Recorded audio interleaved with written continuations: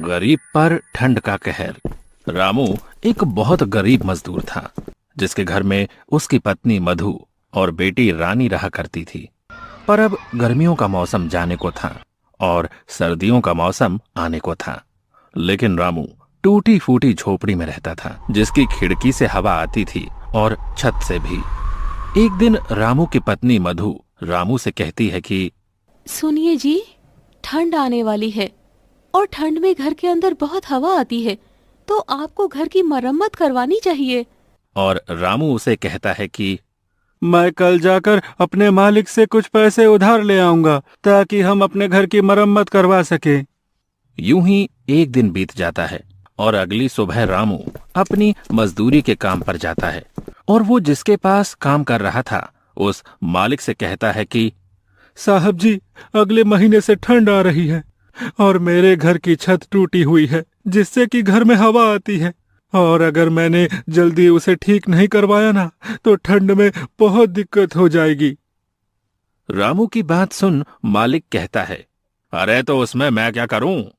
रामू कहता है, मालिक, आप थोड़े पैसे उधार दे देते तो मैं अपने घर की मरम्मत करवा लेता। मालिक कहता है कि अरे, अभी तो तूने उतना काम भी नहीं किया है जो मैं तुझे उधार दे सकूं। अभी मेरे पास पैसे नहीं है। रामू कहता है, मालिक, ऐसा मत करो, आप मुझे कुछ पैसे उधार दे दो। मेरी एक छोटी बच्ची है, मैं और मेरी पत्नी तो ठंड सह लेंगे, पर मेरी बेटी नहीं सह पाएगी। रामू की लाख मिन्नतें करने पर भी उसे पैसे नहीं देता है और बेचारा रामू उदास शाम को घर लौट आता है। रामू के घर आते ही उसकी पत्नी मधु उससे पूछती है कि क्या आप मालिक से पैसे लाए? तो रामू उसे बताता है कि मालिक ने पैसे देने से मना कर दिया है। जिसके बाद मधु भी अब परेशान हो जाती है। दोनों ही इस बात को लेकर काफी परेशान हो गए थे कि अब सर्दियों में उनका गुजारा कैसे होगा। अब रामू मधु से कहता है कि अभी ठंड आने में पूरा 1 महीना बाकी है, तो मैं अगले महीने की 1 तारीख को अपने मालिक से पैसे के लिए बोलूंगा और तब शायद मालिक मना न करे। और ये सुन मधु कहती है कि हाँ, ये सही रहेगा।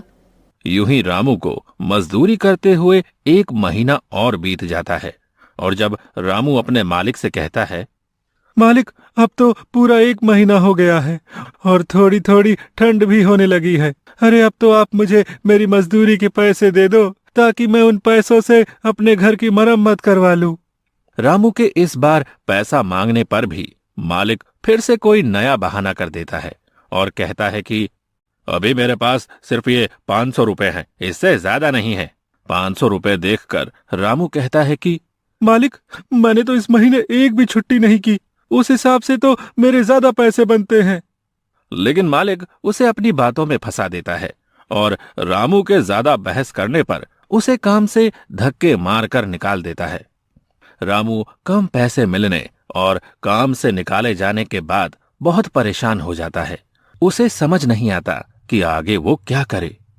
यूं ही सोचते सोचते वो अपने घर पहुंच जाता है, जिसे यूं निराश देख मधु कहती है, क्या हुआ, आप पैसे नहीं लाए क्या? रामू मधु को बताता है कि अरे, इस बार भी मालिक ने पूरे पैसे नहीं दिए और तो और मुझे काम से भी निकाल दिया है। ये बात सुनकर मधु चिंता में पड़ जाती है और कहती है कि अब घर कैसे चलेगा और ठंड में हमारा क्या होगा? रामू कहता है, तुम चिंता मत करो, मैं कहीं काम ढूंढता हूँ। इतना कहकर वो उन पैसों से घर में राशन भरवाता है और अब उसके पास पैसे खत्म हो गए थे। कुछ दिनों तक रामू यहाँ वहाँ काम की तलाश में भटकता है, पर उसे कहीं काम नहीं मिलता। वहीं दूसरी ओर अब ठंड भी धीरे धीरे बढ़ने लगी थी और रात के समय रामू के घर में ठंडी हवा खिड़की और छत से आनी शुरू हो गई थी। ठंडी हवा की वजह से अब रामू, उसकी पत्नी और उसकी बेटी पूरी रात ठंड में कांपते रहे।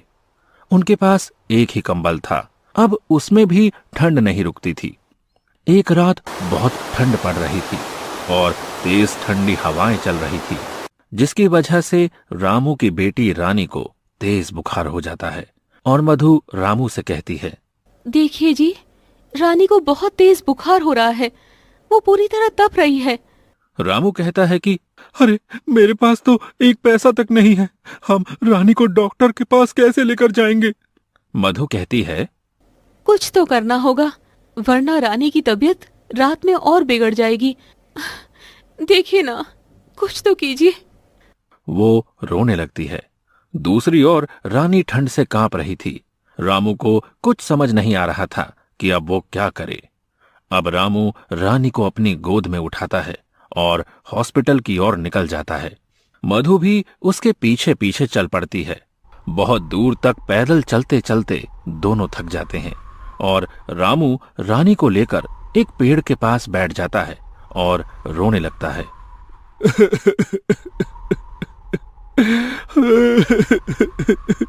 मुझे रोना आ रहा है अपनी लाचारी पर कि हमारे पास पैसे नहीं है कि हम अपनी बेटी को हॉस्पिटल तक ले जा सके। रानी के दिल की धड़कनें अब तेज हो रही थी और फिर से रामू उठता है और अपनी बेटी को लेकर हॉस्पिटल की ओर चल देता है। कुछ घंटों चलने के बाद वो मधु के साथ रानी को लेकर हॉस्पिटल पहुंच जाता है। लेकिन अफसोस, उसके पास पैसे ना होने पर डॉक्टर रानी का इलाज करने से इनकार कर देते हैं और रामू, मधु और रानी को अस्पताल से बाहर कर देते हैं। अस्पताल की सीढ़ी पर रामू अपनी बेटी को गोद में लिए बैठा रो रहा था और दूसरी ओर ठंड धीरे धीरे बढ़ती जा रही थी। ज्यादा ठंड होने की वजह से अब तीनों ही बुखार से जूझ रहे थे और तीनों ही हॉस्पिटल की सीढ़ी पर बेहोश हो जाते हैं।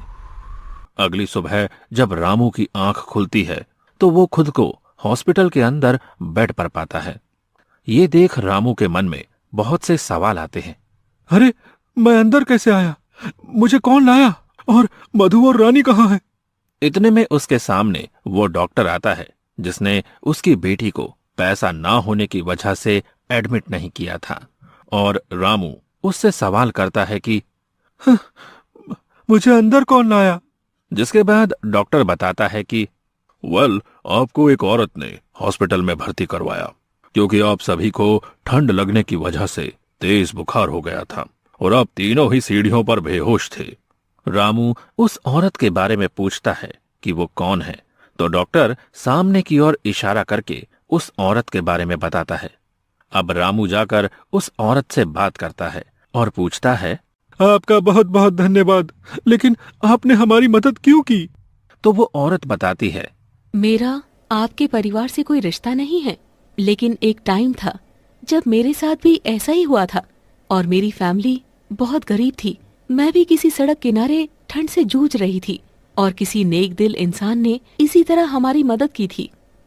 तब से आज तक वो औरत गरीबों की मदद करती है। ये सुनकर रामू उसे धन्यवाद कहता है और फिर रामू अपनी बेटी से मिलता है और अपनी पत्नी से भी। अब रामू से वो औरत पूछती है कि आखिर आपके साथ ऐसा क्या हुआ था जो सब इतनी देर रात तक हॉस्पिटल के बाहर बैठे थे? तो रामू उसे सारी बात बताता है, जिसके बाद वो औरत रामू और उसके परिवार की मदद करती है और रामू का घर भी बिल्कुल ठीक करवा देती है। अब रामू को गरीबी